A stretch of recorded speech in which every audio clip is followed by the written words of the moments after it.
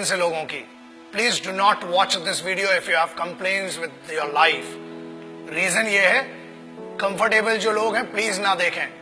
छोटे और कमजोर दिल वालों के लिए मैं बात ही नहीं करता हूं। See generally now youngsters, youth और anybody in this country, specially Bharat में बड़ी शिकायतें आई हैं कि यार हमें ये नहीं मिल रहा, वो नहीं मिल रहा, हमारे पास कंफर्टेबल लाइफ नहीं है। What do you know about the problems? The guys, those who face the highest trouble and the biggest problems of this country, the least paid by the government, but has the biggest pride to be called the soldiers of this country and soldiers of Indian Armed Forces. मैं उन सिपाहियों की बात कर रहा हूं। Example, जब ये वीडियो देख रहे हो ना, तब हजारों लोग वहां सियाचिन ग्लेशियर में, शायद आधों को तो नक्शा भी नहीं पता होगा, सैन फ्रांसिस्को ऐसा बता देते हैं मैप पे आजकल बच्चे। You can not live without the chatting और व्हाट्सएप और फेसबुक मैसेजिंग और texting for half an hour और 1 आवर। मैं उन सिपाहियों की बात कर रहा हूं जो ग्लेशियर में रहते हैं। 8G 10G 4G 8G सब इधर चलता है दोस्त, वहां कोई जी नहीं होता है। वहां पर सिर्फ गालियां सुनाई देती हैं उस साइड से, और यहां से खड़े होकर भारत माता के लिए खड़े हुए। Remember one thing, they are not there. They are not fighting for this country only because they hate the enemy. वो इस देश में रहने वाले लोगों से बहुत मोहब्बत करते हैं, इसलिए वो वहां पर है। They are not there for the payment which is given to them. They are not there for the privileges which are not given to them. Privileges are given to you. The facilities are given to you. फिर भी इतनी complains, अरे पानी गिर गया, हम college नहीं जा पाएंगे, ये हो गया। बहुत कंप्लेन्स है माँ बाप से इन बच्चों को। Remember that. दोस्त, कंप्लेन करने के लिए बहुत लोग हैं, लेकिन वो कंप्लेन नहीं करते हैं। क्यों नहीं करते हैं? Because they are fighting for this land, they are fighting for this country, they are fighting for that emotion of freedom, they are fighting for that emotion which belongs to you, which doesn't belong to them. वो एक sense of responsibility, sense of security आपको देने के लिए वो रात भर खून में खड़े हुए हैं। आप बात करते हो -50 जनरल टेम्परेचर है सियाचिन ग्लेशियर का, -50 जनरल। जब आप ये वीडियो देख रहे हैं, हजारों सिपाही आज भी अपने खून को सुखाकर वहां पर लड़ रहे हैं। They cock up their rifles, they write their last letters to their families, और उसके बाद एक दूसरे की नजरों में इसलिए देखते हैं कि मेरे यार ये नहीं पता कि कल मैं तेरे साथ बैठकर खाना खा पाऊंगा कि नहीं। बोलना तो बहुत दूर की बात सोचिए, आप सोच भी नहीं सकते किन कंडीशंस में वहां पर। And remember one thing, I'm not talking about the highest battleground of the country. I'm talking about the highest battleground in the world.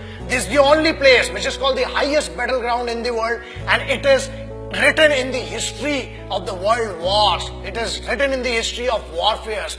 जहां लोग श्वास नहीं ले सकते ना, लोग कहते हैं कि हमने 50 या 500 मीटर की दूरी पर या ऊंचाई पर लड़ा है।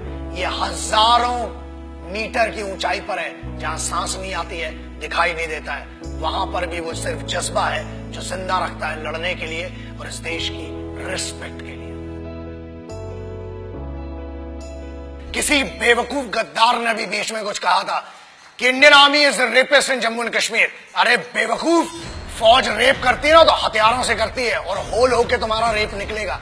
याद रखना, ये तो कॉन्स्टिट्यूशन है कि हमें फौज की आज भी अतीक और इज्जत है कि फौज आज भी कुत्तों को नहीं मारती, इसलिए बचे हुए हो। और याद रखना, किसी के भी खिलाफ कह लेना, मगर हिंदुस्तानी फौज, Indian army, navy and air force के बारे में बोलने के पहले 1 करोड़ बार सोचना, क्योंकि याद रखना, अगर फौज रेप पे आ गई ना तो तुम्हारी रूह का रेप होगा। Indian Army does not rape. Army, Navy, Air Force, they protect your women, they protect your sisters, because they consider every woman and every young woman as their sisters and mothers. That's why you are protected. बोलना बहुत सरल है और बहुत दम है, बहुत खुजली है, बहुत गर्मी हो रही है ना, आ जरा बॉर्डर पे 2 दिन की ड्यूटी करके दिखा, चूतड़ में से पूरी गर्मी बाहर आ जाएगी। अक्टूबर 1947 देश अभी आजाद ही हुआ था कि हम पर तो जंग थोप दी गई। But who did that? Let's talk about that. I'm talking about first unit of Sikhs, the first battalion of Sikh, one of the most elite, one of the most respected and decorated regiment of the Indian Army, called the Sikh Regiment. And this is this wonderful story. The guys whom I'm talking about, the finest warriors, the finest Khalsa warriors.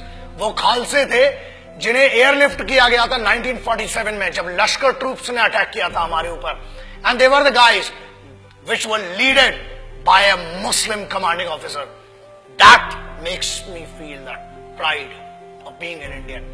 एक ऐसी सिखों की पूरी पलटन जिसे एक Muslim commanding officer ने lead किया, and this has gone in the history of Wars.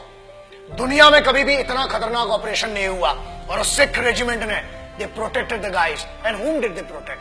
The bigger question is that. याद रखिए, फौज कभी ये नहीं पूछती, और ना ही उनने 1947 अक्टूबर में पूछा कि हम हिंदुओं को बचा रहे हैं कि मुसलमानों को, कि सिखों को, कि ईसाइयों को.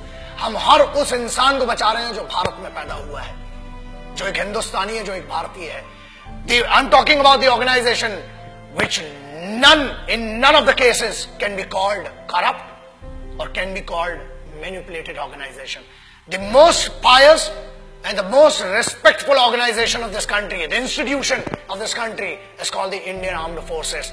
So that's why I always say respect our forces, because they are the actual protectors and actual sons of this country. Jai Hind, Vande Mataram.